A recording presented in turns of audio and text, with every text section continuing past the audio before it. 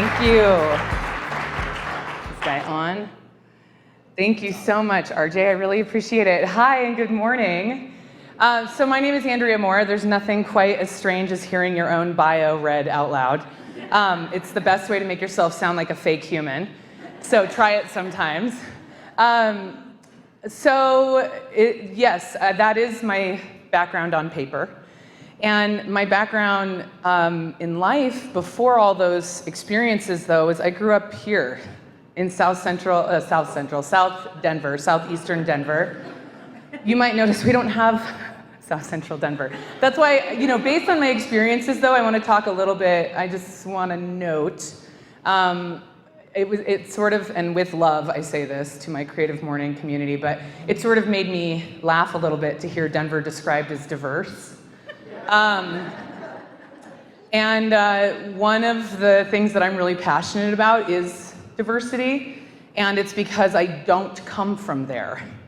I don't come from a diverse background. I didn't grow up in a diverse environment. I didn't know anything about diversity when I was young, and it's not because I didn't come from people who care about that. It just wasn't my experience growing up in a homogenous environment. And a lot of us, I think, have that story of whatever our own environment is, that we grow up in a homogenous environment. And I don't know if anyone ever told you this, but diversity is a responsibility, not an accident. So it's something that we have to actively choose to foster. So the theme today is brokenness, and I'm going to share with you a little bit about the Wayfaring Band is a good example of a community that is often thought of as broken. We work with people with disabilities, cognitive and developmental disabilities like Down syndrome, autism, cerebral palsy, Fragile X, other genetic and developmental differences. And in our culture, in American typical mainstream culture, a lot of the times that's considered broken. This is the Wayfaring Band. And I don't know if that feels broken to you. It doesn't feel that broken to me. We are not a rock and roll band, okay? I want to just put, sometimes I fear, I can explain the whole thing, and then after I've finished the whole explanation, people are still like, yeah, but what instruments do you play? I'm like, okay, let's start again from the top.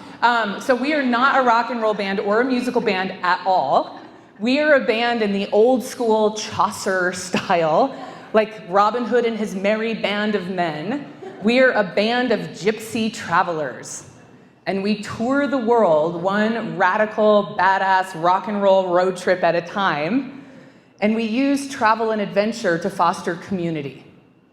So we include a couple different populations. We have our adults who experience special needs, and we'll come back to the special needs on your name tag. You might be wondering why I was asking you about your special gifts and special needs. But we serve these adults, and then we also serve a community of neurotypical leadership fellows. And maybe you've never heard the word neurotypical before. All that means is that it doesn't mean normal. So all these people are like, I'm not neurotypical, I'm not normal. It's not a judgment.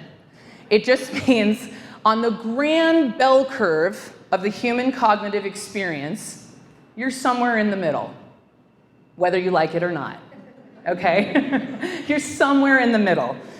And no one of us makes the rules about how language is used. Language is an evolving thing. It comes and it goes. Right now in our community, we're using the word neurotypical to describe people who don't have a diagnosed cognitive or developmental disability. It's a kinder word and a more accurate word in my experience than saying normal. I'm still waiting to meet someone who's normal. Let me know if you know anyone. That sounds really boring though, right? I'm not actually interested in meeting anyone who's normal. So the leadership fellows are people who are interested in social leadership. Social leadership is not the same as political leadership, right? It's not the same as business leadership. The way that we define social leadership is sideways, right? To really be a healthy, functioning society or community, we actually all have to have a place and it can't be greater or smaller than anyone else's place. We all have to belong, right? We don't all have to fit in, but we all have to belong. They're different. So we use the phrase everybody in to describe that experience. So even though we're not a rock and roll band, we totally rock. We totally rock. And this is really big in our community because one of the things that we've noticed that's really pervasive in marketing and in terms of how the disability community is portrayed is that we're portraying it in American culture and in American media from a lack perspective. From a perspective that there is something that people need that this community of people does not have, right? And we do that in all of these kinds of subtle ways and some very explicit ways. So one of the things that we try to do very aggressively and very consciously is we try and say, hey, you can be a badass and have a cognitive difference. You can be an asshole and have a cognitive difference. You're actually such a person that you can have a personality that I don't like. That's deep, right? It's deep to think that humanity is actually about having the choice and freedom to not be liked. So the alternative, of course, like a generation or 2 generations ago, was we institutionalized everyone, right? And in many parts of the world, that's still how people are treating the disability community, is with institutionalization. Then in the last generation, we had this really weird, kind of awesome, but then kind of weird switch, which is suddenly people were like, you know what? We're a part of the world. We're a part of the community. We want to be included. And we started seeing these movements to keep kids in school. There's like some very interesting movements in education around integration, right? We started also seeing movements to keep people at home. Some really cool agencies started coming about, like Pasco is a cool local agency that worked really hard in the 70s to get people who experienced cerebral palsy out of nursing homes, because 20-year-old kids were ending up in nursing homes because people just didn't have the skill set to take care of them at home. So we started seeing this like really cool movement, but now what I'm noticing is we've gone a little too far, and now we have people with cognitive differences who are pets, right? Mascots. Oh my God, prom king, so cute. It's kind of problematic for me, I think, right? People aren't mascots. So how do we do, where is like the middle, right? I'm glad, I suppose in the grand movement, because this is how social change happens, it's slow, it's dirty, it's messy, it hurts. So in the social progression of those things, it's, we're gonna pour too much paint in the bucket. If we have a big bucket of blue paint and we're trying to make it purple, we're gonna have to pour too much red in, too much red. We gotta dump it in because we're trying to like accelerate change. And so we're gonna get it wrong. Getting it wrong isn't really the problem, it's about getting woke. It's about getting woke, right? Which is, how do we start asking critical questions? How do we start thinking about ways in which we are all participating in the exclusion of other people, and at what cost? Because if I'm excluding everybody with a visible difference, what am I gonna do with all my invisible differences? Where am I gonna hide them? Under what rock will I put my own brokenness where no one can find it? Oh, and then they're gonna find it, aren't they? They're gonna find it. They always find it. They're coming for us all. Who's they? I don't know, it doesn't matter. So one of the things that we do is we're like, okay, well, let's just use some really simple tools. Let's use social media in a way that it's actually intended to do or could be done, which is to help people connect instead of replacing connection. Right? Let's use some imagery and let's do some badass things, and not only that, let's tell the world about it. So we do things like stay out super late going to blues bars in Chicago. This is the Wayfaring Band at Blues, which is a famous blues venue in Chicago, rocking out late into the night. This is the Wayfaring Band spray painting and tagging in Austin, Texas. Don't worry, it's at the Austin Graffiti Park. We're not totally into being super illegal all the time, just sometimes. Here we are at a biker bar.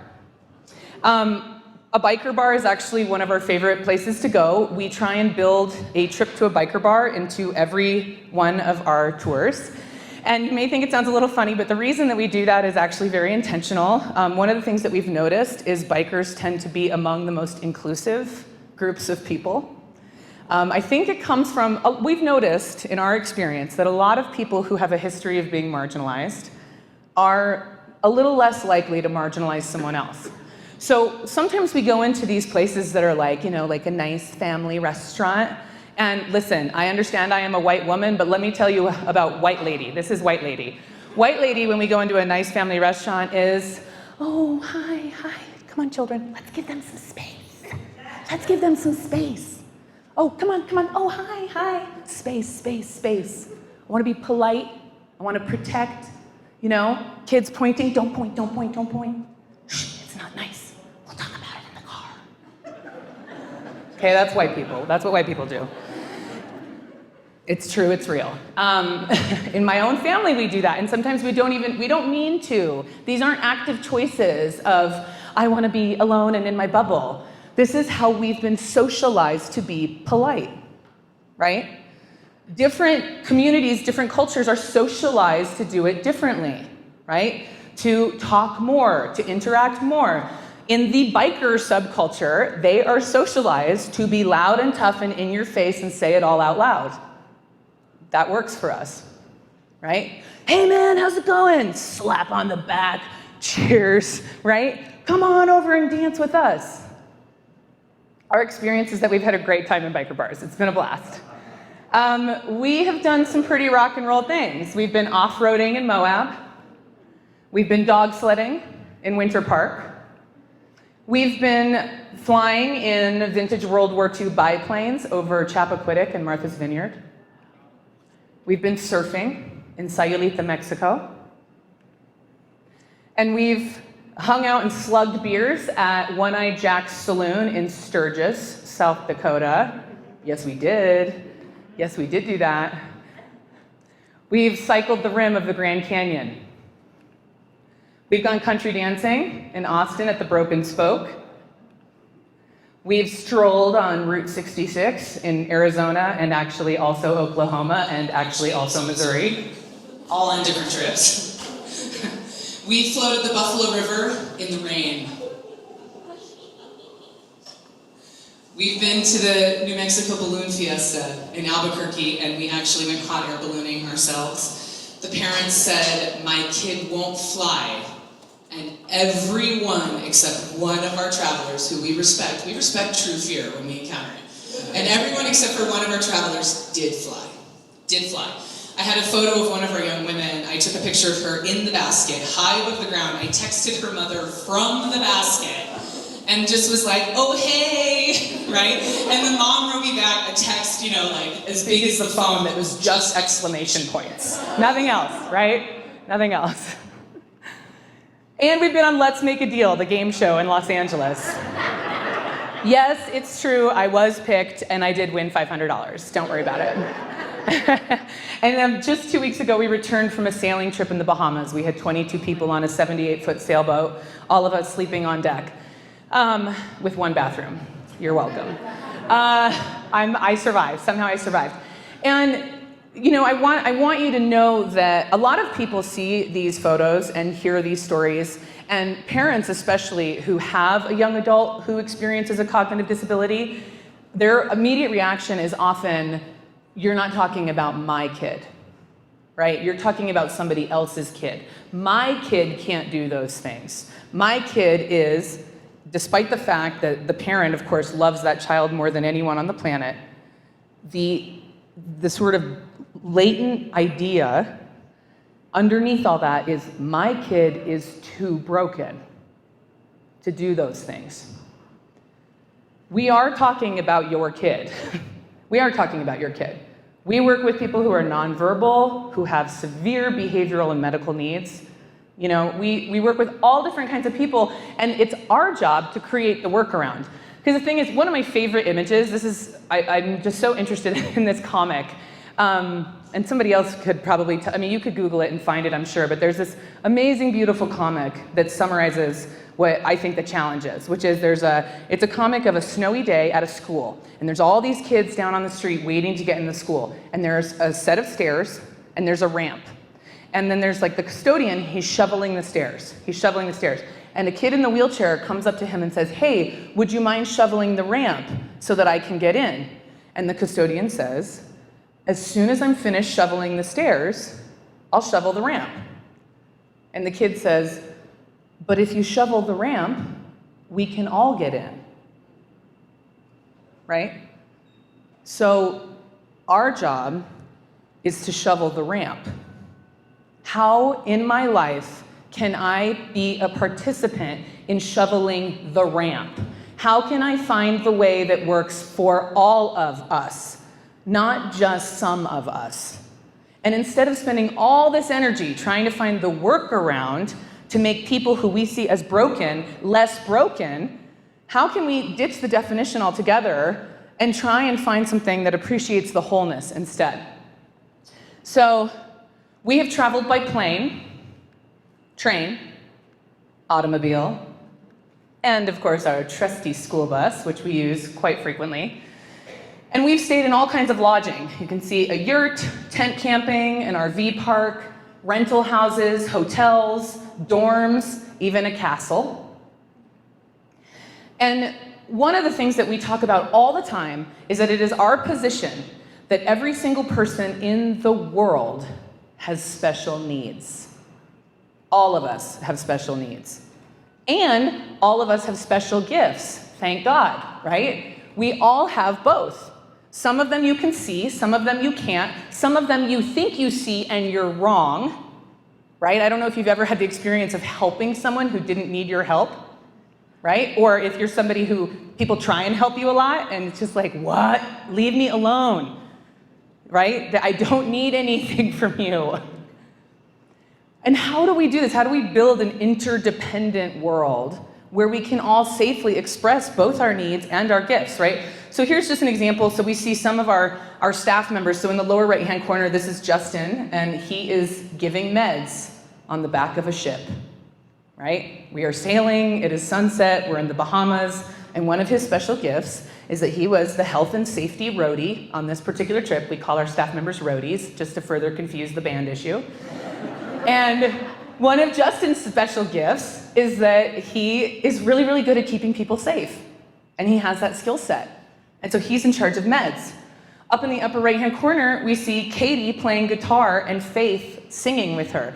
Katie was one of our artists in residence. So that was the other thing I didn't really tell you guys about, but on every single trip with the Wayfaring Band, we take one artist in residence. And we do that because actually artists, historically, have also been undervalued, right? Represented, but undervalued, underappreciated. We depend on artists. We expect them to fulfill a cultural obligation, and then we don't talk about the fact that they're doing that, right? We look at artists and we're like, show us ourselves. Teach us about ourselves. Make us mad, make us feel, make us happy, make us think, inspire us, do all these things. But by the way, you're not worth anything, right? But you still have to do those things if you're an artist. Like that's our cultural and social calling as artists, right? So we involve artists because you don't have to explain to an artist about the value of difference or diversity. They get it. You don't have to go up to an Israeli and a Palestinian artist and say, hey, we're thinking you guys could work together. They're like, yeah, duh, we've been doing that. Your political situation is weird and creepy. We're gonna keep doing us, right? Artists are already doing it. They don't believe in borders. If they find one, they break it down anyway, right? So we involve artists because we think that they're already modeling the type of values that we're hoping more of the world can learn to model. So Katie is an artist in residence, and she's a singer-songwriter from Los Angeles who is performing at the Tonys this weekend. So excited for Katie. She's part of the Deaf West Spring Awakening crew. So very, very awesome. But then in the middle, we have Alex is on the left and then Zane is on the right. Alex is one of our leadership fellows. He's a student at CU Boulder. One of his gifts is that he has friendship to give, right? But one of his special needs is that he also needs to belong. He also needs to feel like his life matters, right? And as a young person, how many young college students do you know who are just seeking something? Anything. They want to matter. They want to fix the whole world. They want to solve everything, right? How do we lovingly tell them that that's not possible or realistic or really even that important? But instead, they could do something else. They could make a difference in one person's life, right? They can make a difference in their own. And is that enough? Zane experiences autism, and he's nonverbal. He's also 6'2", okay? And he's like 240 pounds. So Zane doesn't talk, and people constantly think that means he can't do anything. He also has a brother who also doesn't talk and also experiences autism, who is also very strong. And in the lower left-hand corner, you can see me being like, not helping you, load your own bags, divas. People, when they first meet me, sometimes they're like, oh my gosh, she's such a bitch. Because I'm like, they're like, like, help me? And I'm like, oh, are you okay? What happened to your legs? They just stare at me, and the leadership fellows are all college students, and they're like, oh, this woman is awful. And I'm like, are your legs broken? Are they broken? Are you okay? And they're like, and I'm like, then load your own bag, dude. Like, what do I look like? You know?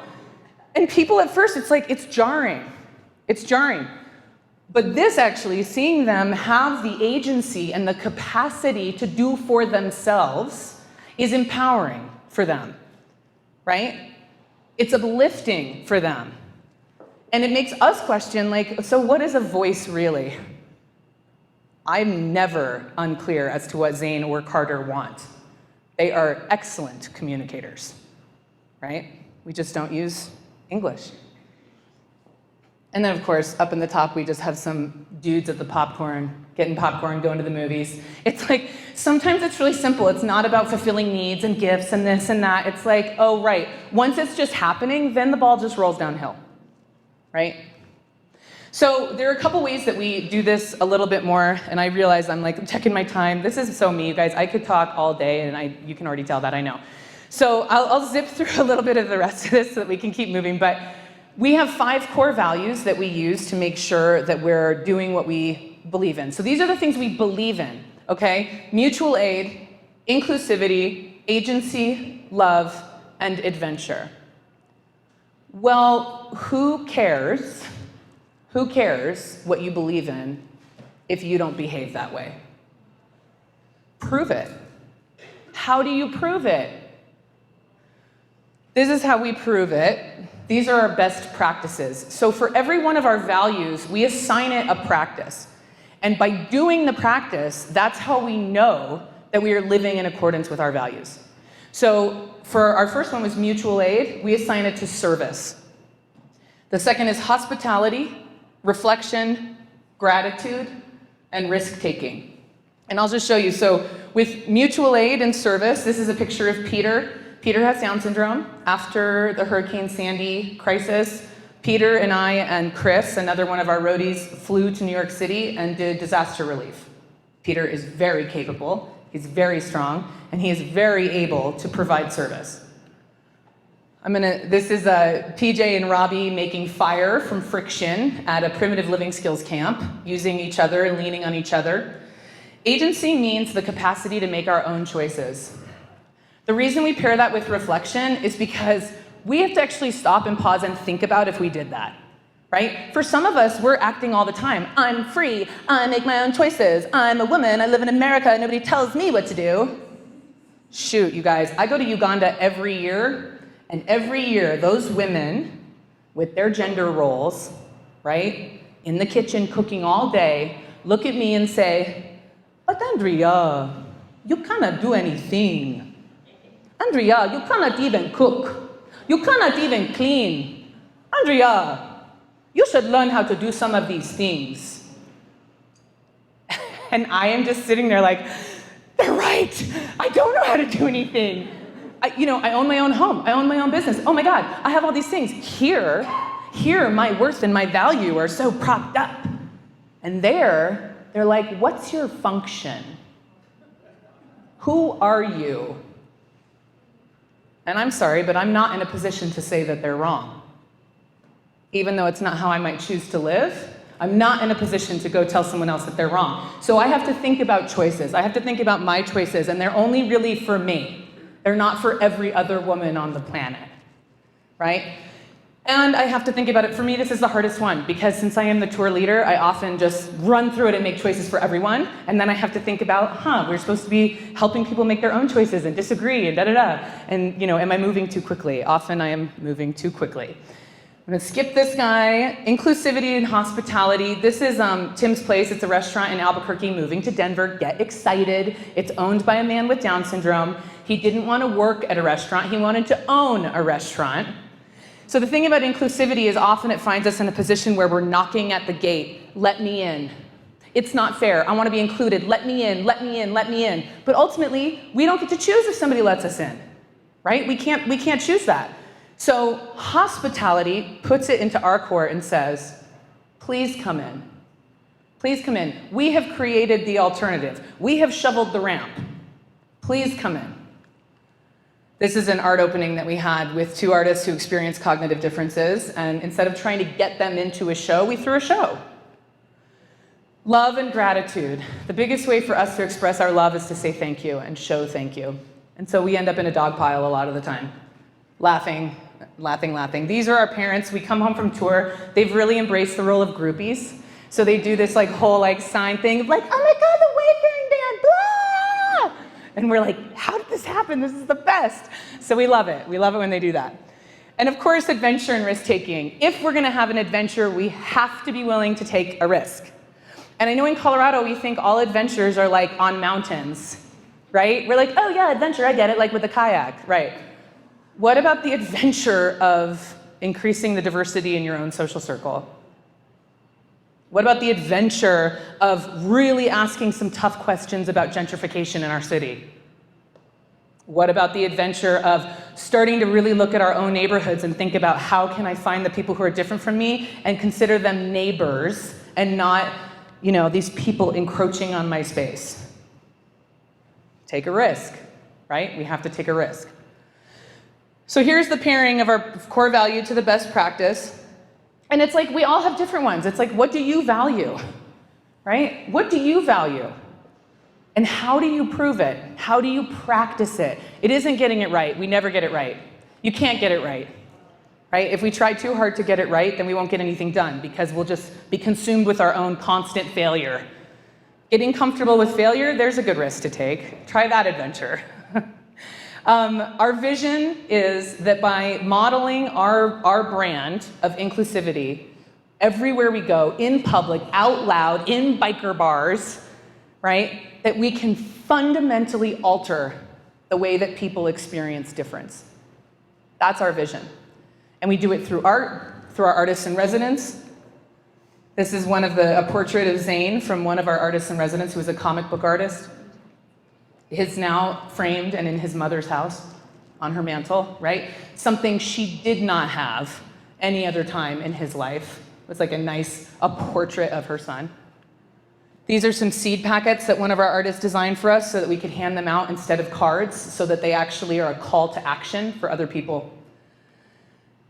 So, yeah, so that's it. I haven't left you much time for questions, but I guess I invite all of us to just reflect on that, to think a little bit about our own special gifts and our special needs. I noticed walking around that some of you under special needs wrote what you like to have, which is interesting. It's like a special entitlement instead of a special need. And I'm curious, it's we have a whole group of people that when we think about special needs, we're oh yeah, they need something because they're not whole. But I need something because it's my sort of thing, right? We wear it like a badge. It's a little different. The biggest thing, I guess, that we're not interested in strengths and weaknesses, and I'm going to leave you guys with this. We're not interested in strengths and weaknesses. That's so American. Such an American concept, okay? That we have to wear our strengths in the front and put our weaknesses behind us and protect them at all costs. God forbid somebody see them, right? A weakness is something to shield and hide and protect. But a need you have to wear in the front. You have to, because it is the only way to get it met, right? You have to wear your need in the front. I need this. I need it. We can't hide it. And a gift, it isn't yours, right? It was given to you. You can grow it, You can wield it, but it isn't yours. So we do gifts and needs because we find it is the most effective way to create that interdependency and to keep things in a mutual aid structure instead of a pyramid structure. Keep the water flowing. So thank you so much for having me. I really appreciate it. Thank you.